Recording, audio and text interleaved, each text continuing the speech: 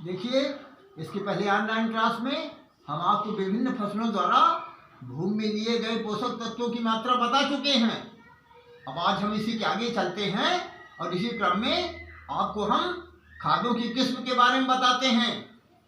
तो देखिए, kind of manures, इसके बारे में आप ध्यानपूर्वक समझिए। तो देखिए, मृदा में अधिक तत्वों की पूर्ति के लिए अर्थात उर्वरा शक्ति की बढ़ाने के लिए खेतों में खादों का प्रयोग करते हैं। खाद शब्द से अभिप्राय प्राकृतिक पदार्थों से है। मृदा की उर्वरा शक्ति को बढ़ाने के लिए हम उर्वरकों का प्रयोग भी खेती में करते हैं। वे सभी पदार्थ जो कृत्रिम विधि से हम तैयार करते हैं उर्वरक कहलाते हैं। इन उर्वरकों के द्वारा हम कई पोषक तत्व भी मृदा के एक साथ देते हैं। खादों की अपेक्षा उर्वरकों में किसी तत्व विशेष की मात्रा अधिक होती है, जैसे urea, ammonium sulphate, di ammonium phosphate जिसको डीएपी कहते हैं, व म्यूरेट ऑफ पोटास आदि उर्वरकों का प्रयोग हम नाइट्रोजन, फास्फोरस, पोटास की मृदा में वृद्धि के लिए करते हैं। खादों एवं उर्वरकों को हम इस प्रकार से प्रयोग करते हैं, जैसे सकेंद्रित कार्बनिक खाद, इसको अंग्रेजी में कहते हैं कंसंट्रेटेड ऑर्गेनिक मैन्योर, जैसे खलियां। दूसरा है भारी कार्बनिक खाद यानी बल्कि ऑर्गेनिक मैन्योर, जैसे कंपोस्ट व गोबर की खाद। और तीसरा समझिए अकार्बनिक खाद, इसको कहते हैं फर्टिलाइजर्स। इनमें 1 से 3 तत्व पाए जाते हैं, परंतु इनमें पोषक तत्वों की मात्रा अधिक होती है। इनमें पाए जाने वाले तत्वों के आधार पर इन्हें हम कुछ विशेष या अलग से आप ये समझें कि कई भागों में बांट सकते हैं। जैसे नाइट्रोजन धारी उर्वरक, इसमें नाइट्रोजन मिलता है। फास्फोरस युक्त उर्वरक, इसमें फास्फोरस मिलता है। पोटास युक्त उर्वरक, इसमें पोटास मिलता है। और आप इस प्रकार समझें यौगिक उर्वरक एवं मिश्रण। तो इस प्रकार से इसके अलावा और हम आपको क्लियर करें, जैसे यौगिक उर्वरक क्या है। जिन उर्वरकों का प्रयोग 1 से अधिक तत्व देने के लिए करते हैं उन्हें यौगिक उर्वरक कहते हैं। इनका निर्माण रासायनिक क्रिया द्वारा फैक्ट्री में ही किया जाता है, जैसे डाई अमोनियम फास्फेट। इसमें आप जानते हैं कि नाइट्रोजन भी मिलेगा और फास्फोरस भी मिलेगा। इसी प्रकार से आप उर्वरक मिश्रण के बारे में समझिए। देखिए, उर्वरक मिश्रण समझने के लिए 2 या 2 से अधिक उर्वरकों के मिश्रण को उर्वरक मिश्रण कहते हैं। उर्वरकों के मिश्रण कृषक स्वयं भी तैयार कर लेते हैं। कुछ उर्वरक मिश्रण कारखानों में भी यानी फैक्ट्री में तैयार किए जाते हैं। तो इस प्रकार आपने समझा। अब आप खाद तथा उर्वरकों का देने का समय समझिए। Time of application of manures and fertilisers. फसलों में खाद देने का समय भी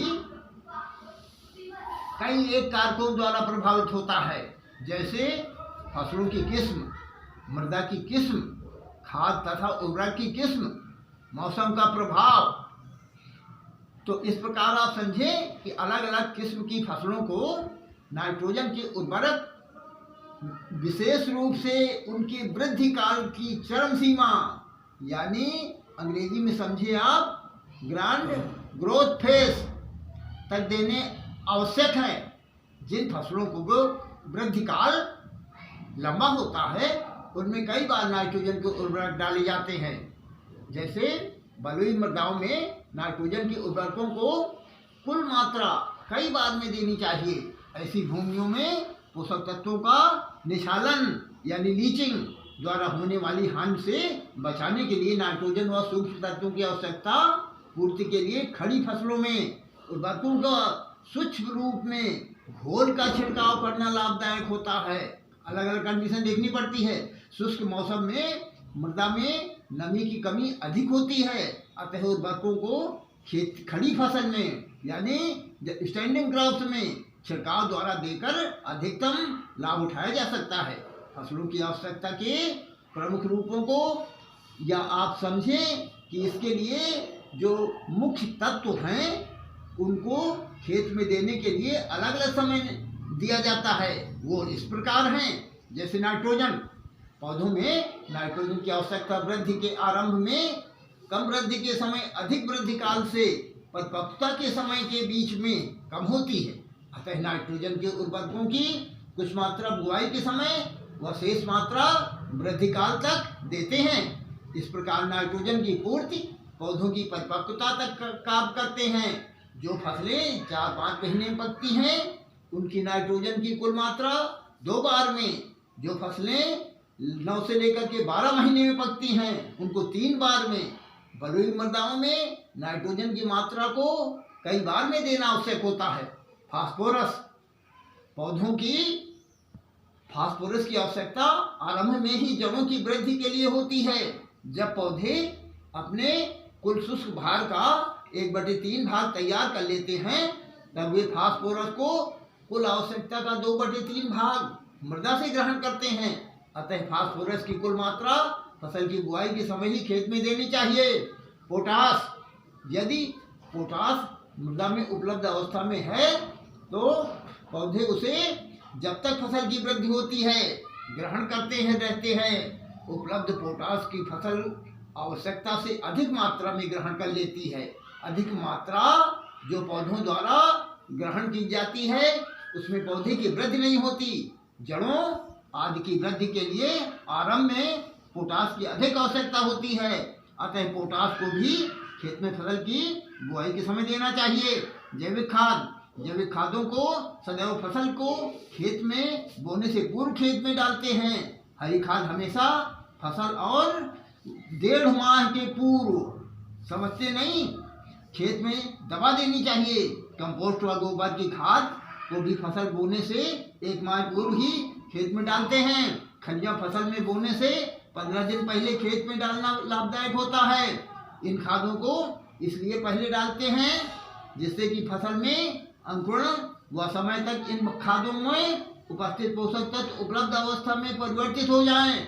अतः इनका विच्छेदन, डिकम्पोजिशन पूरा हो जाए। सूक्ष्म तत्व, विभिन्न सूक्ष्म तत्व जैसे लोहा, तांबा व जस्ता आदि को यदि हमें पहले ही ज्ञात होता है तो मृदा में इन तत्वों की कमी से बुआई से समय खेत में डाल देते हैं at the time of the sowing.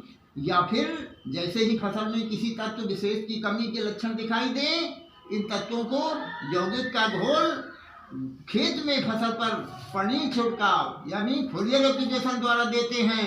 पौधों की आवश्यकता के अन्य तत्व जैसे कैल्शियम, मैग्नीशियम व गंधक आदि भी मृदा में कमी होने पर बुआई के समय ही खेत में डाल देते हैं। ये तत्व अधिकतर अन्य नाइट्रोजन, फास्फोरस व पोटास से उर्वरकों के साथ ही खेत में पहुंचते रहते हैं।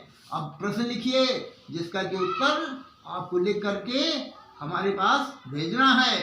तो एक प्रश्न लिखिए, खाद तथा उर्वरकों को देने का समय यानी time of application of manure and fertilisers लिखिए। धन्यवाद।